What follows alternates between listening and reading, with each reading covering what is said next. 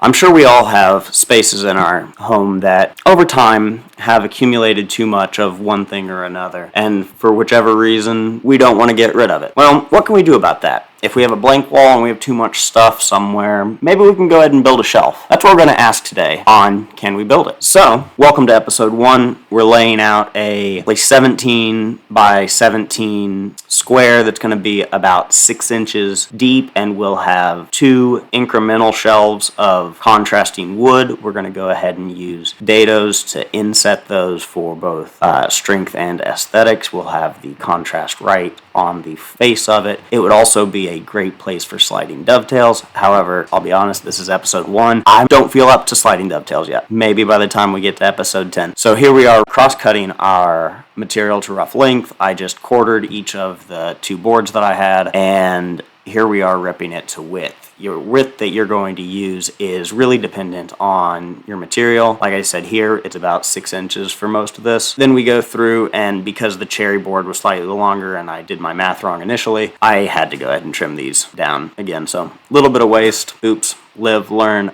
This is why we measure twice and cut once, or we cut more than once. So, like many of us have heard, there are 2 ways to do things. You can do it right, or you can do it twice. So, penultimate step here, we need to cut the dados into the sides and miter the corners so that we can assemble with the cherry shelves. And then, before assembly, we sand.